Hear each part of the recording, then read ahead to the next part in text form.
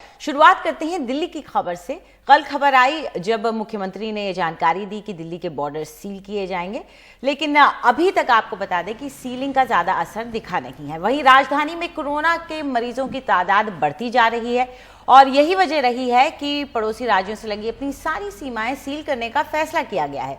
दिल्ली नोएडा हो, दिल्ली गाजियाबाद हो, दिल्ली गुड़गांव बॉर्डर, इन सबको कहा यह जा रहा है कि अगले एक हफ्ते के लिए सील किया जा रहा है। हालांकि जरूरी सेवाओं को छूट जरूर रहेगी। साथ ही वैध पास के जरिए लोग आ जा सकेंगे और दूसरे राज्यों से आने वालों के लिए ई पास जरूरी होगा। जरूरी सेवाओं, इमरजेंसी को रोक नहीं है। सरकारी कर्मचारी आई कार्ड दिखाकर आ सकेंगे।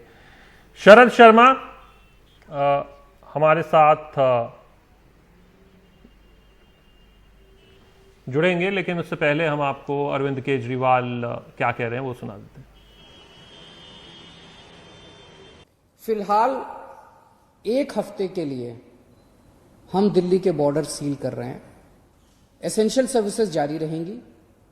सरकारी ऑफिसर्स जो हैं वो आई कार्ड के बेसिस पे आ जा सकेंगे। पास लेकर आया जाया जा सकेगा। तो फिलहाल एक हफ्ते के लिए हम अपने बॉर्डर सील कर रहे हैं। उसके बाद जो सुझाव आएंगे, जो आप मार्गदर्शन करेंगे, जो आप जैसा कहेंगे, सभी के सुझावों के आधार के ऊपर हम एक्सपर्ट से भी बात करेंगे और भी बहुत सारे लोगों से बात करेंगे।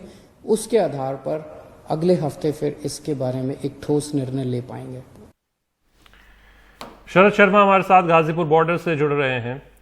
शरद, दो बातें इसमें निकल कर आई और कल जब प्रेस कॉन्फ्रेंस थी मैं सुन रहा था अरविंद केजरीवाल को, तो साफ तरीके से कहीं ना कहीं एक इशारा था, क्योंकि जब कोई एक शहर जो जुड़ा हुआ है दिल्ली से वो ये कह दे कि 42% केसेस दिल्ली से आ रहे हैं, फिर बार बार चाहे वो गाजियाबाद हो, नोएडा हो, फरीदाबाद हो, गुड़गांव हो, इस तरीके की बातें आए कि दिल्ली संक्रमण फैला रहा है, तो ये बातें सुनना शायद अच्छा नहीं होता है। तो उन्होंने लोगों से ही राय मांग ली कि आप ही बताएं क्या हो रहा है। लेकिन फिलहाल किस तरीके का माहौल है बॉर्डर पे? अभी तक तो इस साइड पर जाम लगता था, अब क्या दूसरी तरफ भी जाम लगना शुरू हो गया? नहीं, देखिए, मैं सबसे पहले आपको दिखाऊं कि ये देखिए, ये तस्वीरें हैं, ये गाजियाबाद की तरफ से जो दिल्ली मेरठ एक्सप्रेसवे है, यानी कि जो गाजियाबाद की तरफ से जो व्हीकल्स आ रहे हैं वो ये हैं। और ये देखिए कितनी आसानी के साथ ये व्हीकल्स जो हैं बिना किसी रोक टोक के दिल्ली के अंदर एंट्री कर गए हैं। इसका मतलब ये है कि अभी तक दिल्ली के बॉर्डर सील नहीं किए गए हैं। और मेरे ख्याल से इसका एक कारण ये भी हो सकता है कि जो केंद्र सरकार ने जो निर्देश दिए थे, जिसके मुताबिक कोई राज्य अगर चाहे तो अपने बॉर्डर या जो ट्रैफिक है अपने यहाँ वो रेगुलेट कर सकता है, तो उसमें ये लिखा हुआ था कि कोई भी राज्य या केंद्र शासित प्रदेश ऐसा कर सकता है, लेकिन ऐसा करने से पहले उसको इस बात का प्रचार करना पड़ेगा कि क्या प्रोसीजर हैं और क्या रिस्ट्रिक्शन है। तो मुझे लगता है कि दिल्ली सरकार जो है इस बात का भी प्रचार करेगी और हो सकता है कि इसके विज्ञापन भी देने पड़े, तो उसके बाद में जो बॉर्डर है वो सील किए जाएं, क्योंकि अभी तक कहीं से ये खबर नहीं आई है कि दिल्ली ने अपने बॉर्डर जो हैं वो सील कर दिए। पुलिस वाले ये कह रहे हैं कि अभी तक कोई सूचना नहीं है। आपने बात कही कि नोएडा ने कहा कि 42% केस हमारे यहाँ से आ रहे हैं, तो शशांक, बात यह है कि भले ही मुख्यमंत्री कह कुछ रहे हों, लेकिन इशारा साफ है, मतलब साफ है कि अगर उत्तर प्रदेश और हरियाणा सिर्फ अपने अपने बारे में सोचेंगे और ये कहेंगे कि हमारे यहाँ जो केस बढ़ रहे हैं वो दिल्ली ने फैलाए हैं, तो फिर दिल्ली भी ये फैसला कर रहा है कि हम भी सिर्फ अपने बारे में सोचेंगे और अपने बॉर्डर जो हैं हम बंद कर दे रहे हैं। अब जरूरी है, अगर आप पूछेंगे क्या सही क्या गलत है, तो ये सारा ही गलत है। कोई बॉर्डर सील नहीं होना चाहिए, पूरा देश एक है। और अगर हम ये कहने लग जाएं कि दिल्ली ने गाजियाबाद में फैलाए हैं, दिल्ली ने नोएडा में फैलाए हैं, दिल्ली ने गुरुग्राम में फैलाए हैं, तो पूरे देश के अंदर किसने फैलाए हैं, इसका जवाब अगर हम ढूंढने लगे तो बहुत दूर तक जाएंगे।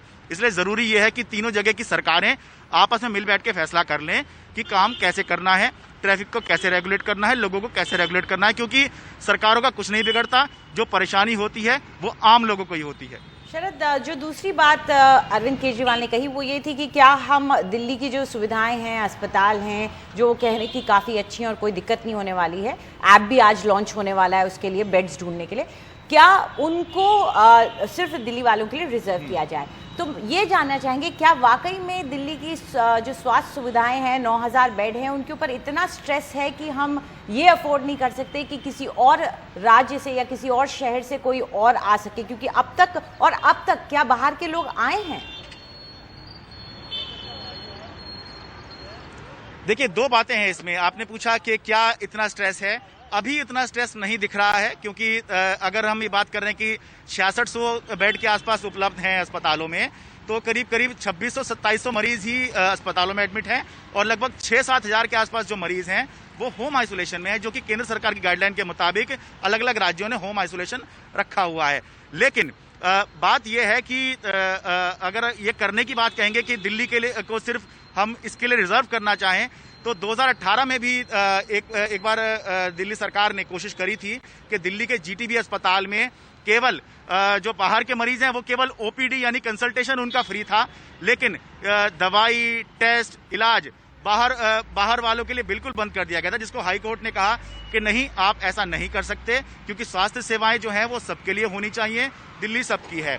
तो ये बात उस समय हाई कोर्ट ने कही थी। लेकिन अभी इस समय आपदा का समय है, और दूसरा, जब दिल्ली सरकार ये मान रही है कि जो दूसरी जगह की सरकारें हैं, यूपी सरकार है, हरियाणा सरकार है, वो सिर्फ अपने बारे में सोच रही हैं, तो फिर उन्होंने ये कदम उठाया है कि अगर अपने बारे में ही सोचना है तो फिर दिल्ली भी सिर्फ अपने बारे में सोचेगी। और क्योंकि इस समय आपदा का समय है, इसलिए कोई आसानी से सवाल भी इस बात पर नहीं उठा सकता, क्योंकि अगर हक है तो हर एक को हक है अपने लोगों की सुरक्षा करने का, अपने लोगों की रक्षा करने का, अपने राज्य के लोगों को बेहतर स्वास्थ्य सुविधाएं देने का। जी, इस पूरी जानकारी के लिए शुक्रिया आपका। तो तस्वीरें दिखा रहे थे हमारे सहयोगी गाजीपुर बॉर्डर से दिल्ली और उत्तर प्रदेश के बीच का, जिससे साफ है कि अभी आने जाने की कोई रोक नहीं है। तो अगर आप आज दफ्तर आ जा रहे हैं तो आपको कोई दिक्कत या परेशानी नहीं होने वाली है।